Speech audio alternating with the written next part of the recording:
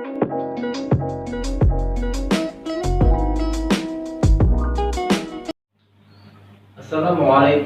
warahmatullahi wabarakatuh. Siswaku yang berbahagia, pada pembelajaran kali ini Bapak akan menjelaskan sebuah materi tentang Khulafaur Rasyidin. Pasca Rasulullah SAW wafat, kepemimpinan dilanjutkan oleh Khulafaur Rasyidin. Khulafaur Rasyidin terjadi setelah Rasulullah SAW wafat. Sedangkan secara bahasa, Khulafaur Rasyidin artinya adalah para khalifah yang mendapatkan petunjuk. Pada materi kali ini Bapak akan menjelaskan 4 orang Khulafaur Rasyidin. Orang yang pertama adalah Abu Bakar As-Siddiq, Umar bin Khattab, Utsman bin Affan, dan Ali bin Abi Thalib. Abu Bakar As-Siddiq. Nama asli Abu Bakar As-Siddiq adalah Abdullah ibnu Abi At-Tamimi. Di masa jahiliyah bernama Abdul Ka'bah. Adalah setelah Nabi Muhammad SAW mengganti namanya menjadi Abu Bakar. Nama ini diberikan karena ia adalah orang yang paling dini memeluk Islam. Abu Bakar dalam bahasa Arab berarti dini atau pagi. Abu Bakar As-Siddiq diberikan oleh Nabi Muhammad nama yaitu gelar As-Siddiq yang artinya membenarkan, karena beliau adalah orang yang pertama kali membenarkan peristiwa Isra Mi'raj Nabi Muhammad SAW. Gelar As-Siddiq yang melekat pada diri Abu Bakar tersebut juga memiliki makna yang bahwasanya Abu Bakar adalah sosok yang terpercaya karena selalu berkata jujur dan benar. Saat Rasulullah SAW sakit keras, Abu Bakar As-Siddiq dipercaya oleh Rasul untuk menggantikannya sebagai imam dalam sholat. Pada saat itu pula para ahli juga menyebutkan bahwa penunjukan Abu Bakar sebagai imam tersebut adalah salah satu isyarat bahwasanya Abu Bakar As-Siddiq akan melanjutkan kepemimpinan Rasulullah SAW atas umat muslim.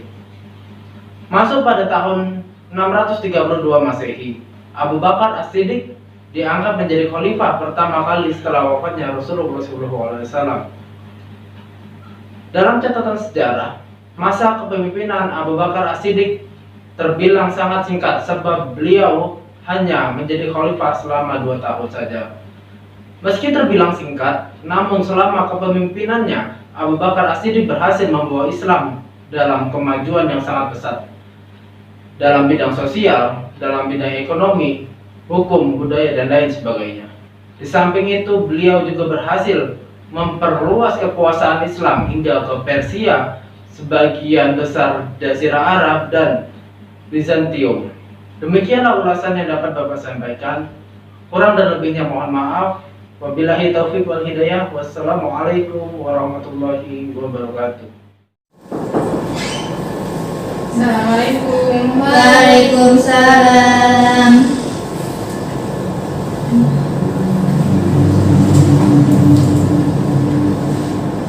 Hari ini ada yang nggak masuk? Ada Bu. Siapa? Abdul. Kenapa sakit ya? Iya Bu, sakit. Oke, sebelum pembelajaran dimulai, silakan berdoa dulu dipimpin sama ketua kelasnya. Baik, sebelum memulai pelajaran pada siang hari ini, terlebih dahulu kita berdoa. Berdoa mulai. Berdoa selesai. Oke, kemarin membahas tentang materi tentang pemerintahan Khulafaur Rasyidin yaitu Abu Bakar As-Siddiq. Nah, sekarang untuk hari ini Ibu akan menjelaskan tentang pemerintahan Khulafaur Rasyidin, yaitu tentang Umar bin Khattab. Jadi sebelum kita melanjutkan materi yang kemarin, yaitu tentang pemerintahan Khulafaur Rasyidin, Ibu akan menjelaskan terlebih dahulu apa itu pengertian Khulafaur Rasyidin.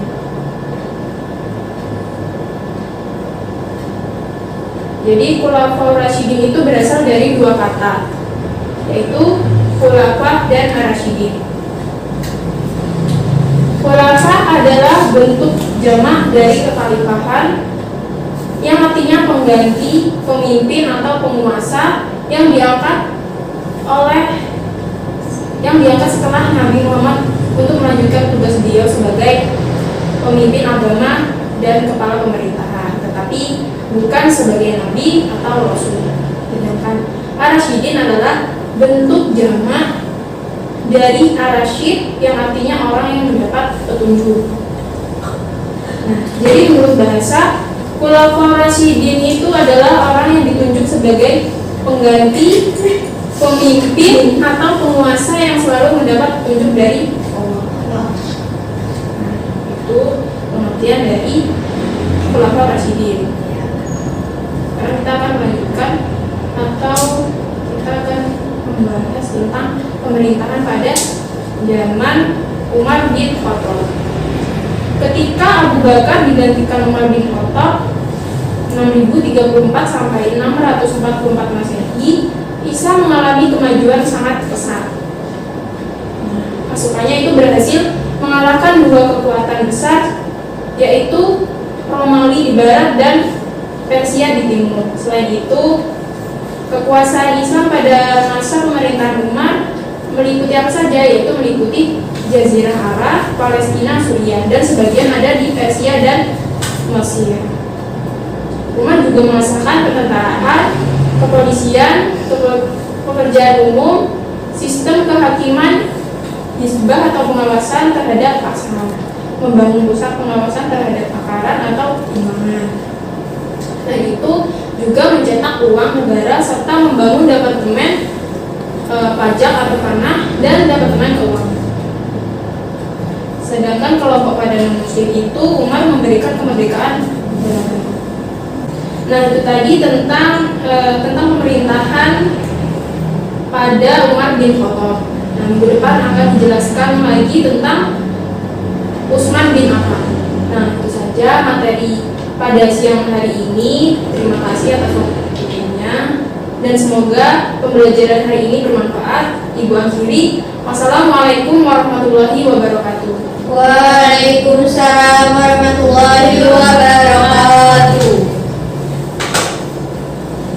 Terima kasih. Assalamualaikum warahmatullahi wabarakatuh. Perkenalkan, nama saya Lena Tristiawati. Baik, Ibu di sini akan sedikit cerita tentang Utsman bin Affan.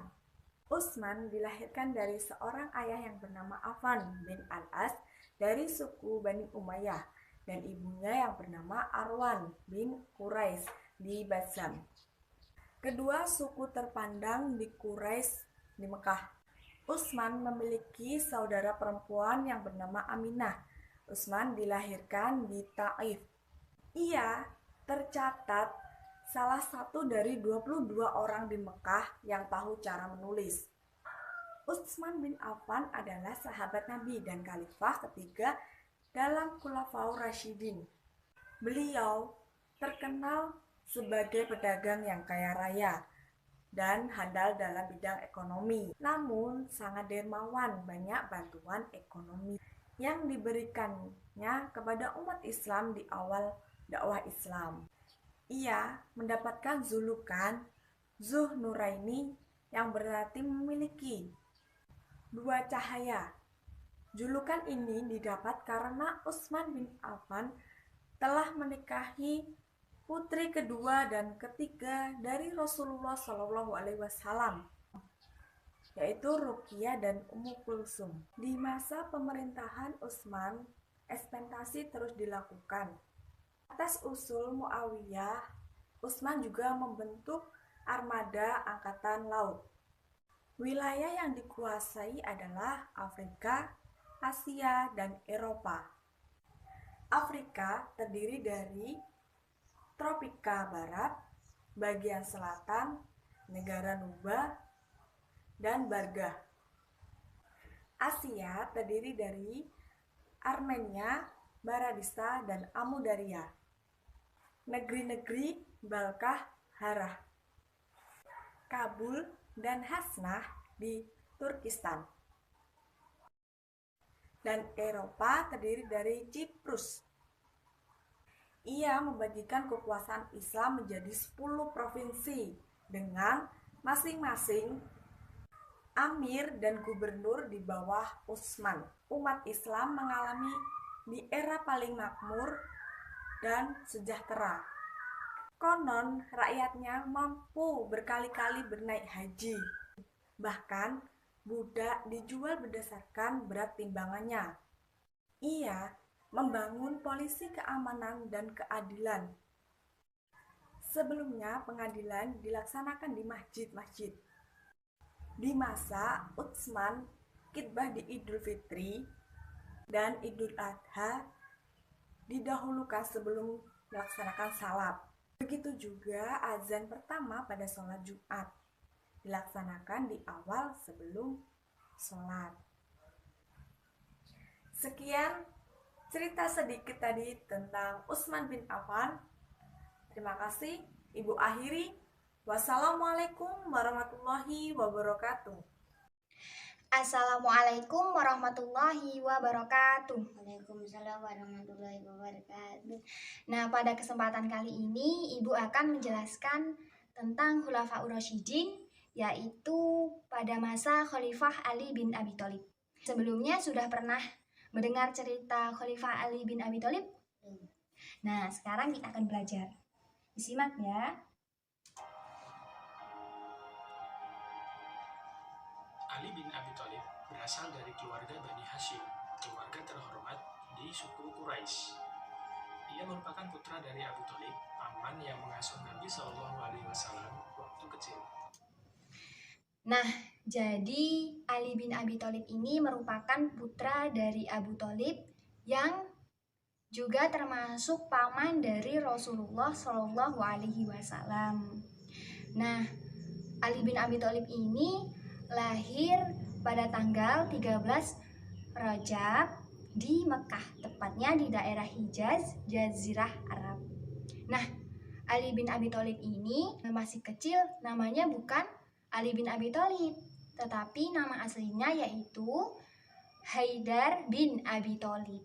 Nah, mendengar berita ini, kemudian Rasulullah memanggil Haidar ini dengan sebutan Ali bin Abi Thalib. Nah, sebelumnya Ibu tanya, arti dari Haidar itu apa?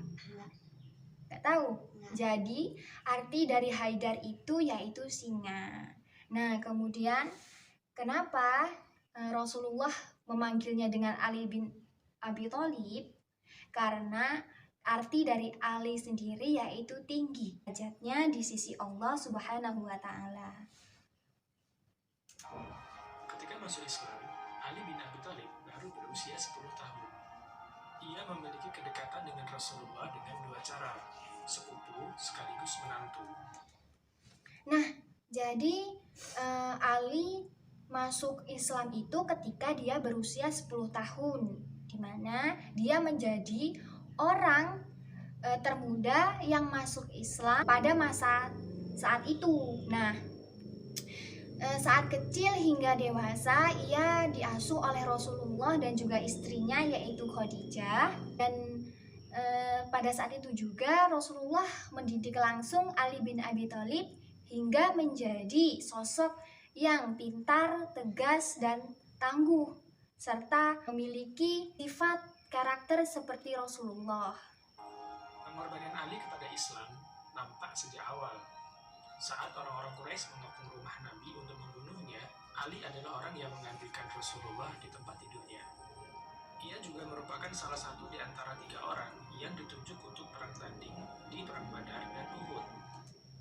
Nah, karena kesetiaan Ali terhadap Rasulullah dan juga Islam menjadikan Ali menjadi salah satu orang kepercayaan dari Rasulullah.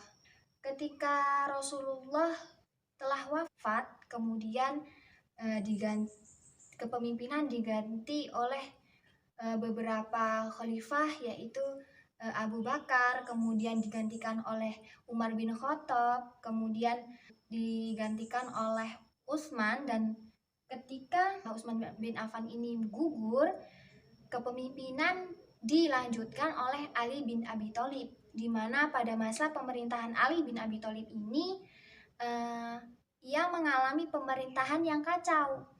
Kenapa kacau? Karena pada saat pemerintahan Ali bin Abi Thalib ini, banyak sekali pemberontakan-pemberontakan yang dilakukan oleh kaum muslimin. Yang pertama yaitu pemberontakan yang dilakukan oleh Tolhah dan Zubair.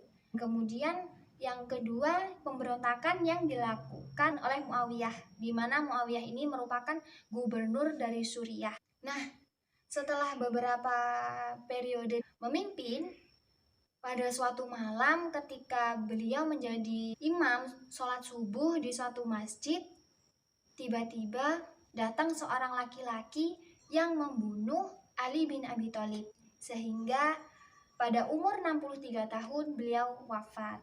Paham? Nah, sekian pembahasan kita tentang Khulafaur Rasyidin pada masa Ali bin Abi Thalib. Ya. Bu akhiri, wassalamualaikum warahmatullahi wabarakatuh. Waalaikumsalam warahmatullahi wabarakatuh.